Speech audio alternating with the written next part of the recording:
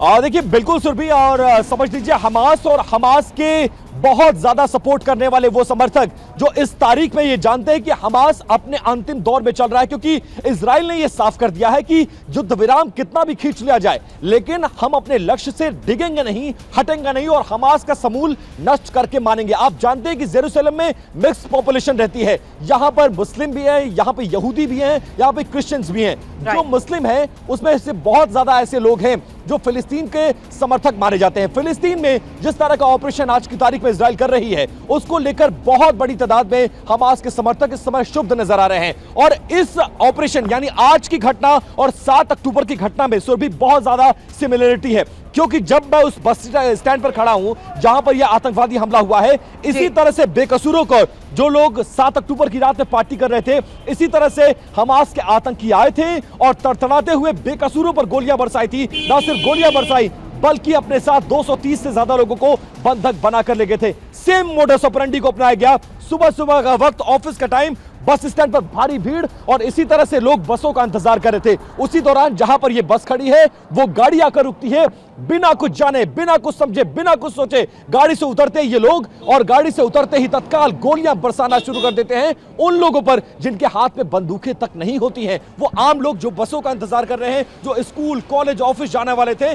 ऐसे modus operandi, same modus operandi को अपनाया गया है। फिलहाल ये एक बड़ी आतंकवादी घटना थी, दोनों आतंकियों को मार दिया गया है, घायलों का इलाज कराया जा रहा है और दुखद यह है कि इसमें 3 इजरायली आम नागरिकों की भी मौत हुई है। सुरभि, बड़ा आतंकवादी हमला है और यरूशलेम हमले पर अब अमेरिका के रिएक्शन को लेकर भी अगली बड़ी खबर है, क्योंकि अमेरिका ने साफ कर दिया इस तरह के आतंकी हमले मंजूर नहीं है। इजरायल में अमेरिका के राजदूत ने हमले की निंदा की है और यरूशलेम में जिस जगह पर इस हमले को अंजाम दिया गया है वहां से मेरे सहयोगी विपिन चौबे हमें सीधी तस्वीरें हालात की दिखा रहे थे, लेकिन अमेरिका ने अब यह साफ तौर पर कह दिया है कि इस तरह के आतंकी हमले मंजूर नहीं है। दत्ता सर, एक क्विक रिएक्शन आपसे चाहूंगी। हमास का खात्मा तो होगा, लेकिन वो हमास के लड़ाके जो अलग अलग जगहों पर जाकर ठिकाना बना चुके हैं, इस तरीके से अगर हम लोग को अंजाम देंगे तो आगे होगा क्या?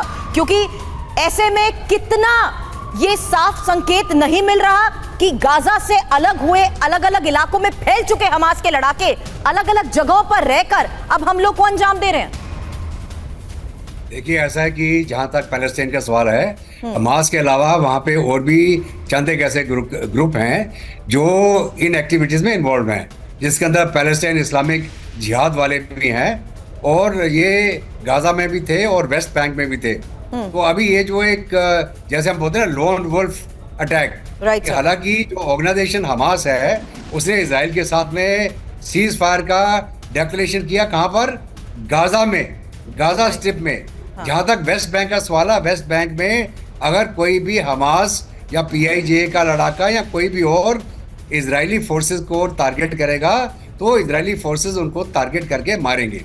तो ये कार्रवाई वेस्ट बैंक में आपने देखा होगा कि कल भी चल रही थी, आज भी हुआ है। कहीं पे वो इजरायली आईडीएफ के ऊपर हमला कर रहे हैं और इजरायली जो है उनको काउंटर अटैक करके उनको जहां भी है उनको मार दे रहे हैं। बिल्कुल सही कह रहे हैं। ये जो अटैक हुआ है अभी ये हमास के रहे होंगे, ये जेल में भी थे इजराइल के, लेकिन आज के दिन में ये क्या अपने जो इनके लीडर हैं क्या उनका कहना मान रहे हैं?